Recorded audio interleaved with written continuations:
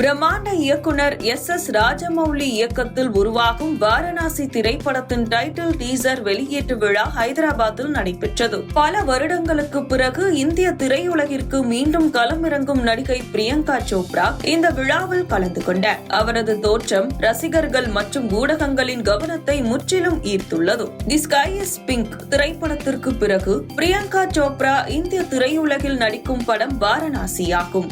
இந்த படத்தில் அவர் மந்தாகினி என்ற புராண கதாபாத்திரத்தில் நடிக்கிறார். அவரது கதாபாத்திரம் தொடர்பான ஃபர்ஸ்ட் லுக் போஸ்டர் ஏற்கனவே வெளியாகி ரசிகர்கள் மத்தியில் பெரும் எதிர்பார்ப்பை ஏற்படுத்தியது. விழாவுக்காக பிரியங்கா சோப்ரா தேர்ந்தெடுத்த உடை அவரது கதாபாத்திரமான மந்தாகினியை பிரதிபலிப்பதாக அமைந்தது. அவர் வடிவமைப்பாளர் அனாமிகா கண்ணா வடிவமைத்த ஐவரி நிற லெஹங்கா சோலியை அணிந்திருந்தார். இந்த பாரம்பரிய உடைக்கு மெருகூட்ட அவர் பிரம்மாண்டமான ராஜரீகமான கோவில் நகைகளை அணிந்திருந்தார். இதில் ஒரு சோக்கர், மாங் டிக்கா, அடுக்கு வளையல்கள் மற்றும் அலங்கார இடுப்பு பட்டை ஆகியவை அடங்கும்.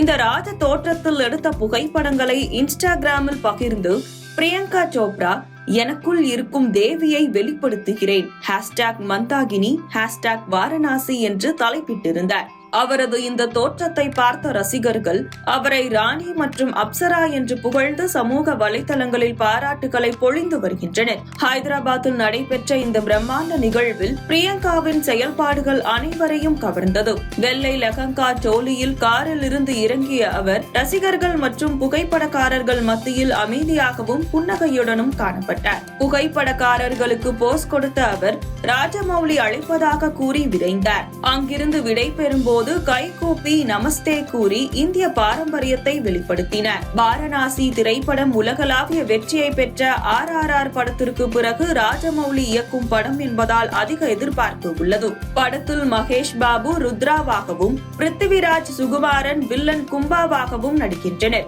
படம் 2027ஆம் ஆண்டு சங்கராந்தி பண்டிகையை முன்னிட்டு வெளியாகும் என அறிவிக்கப்பட்டுள்ளது.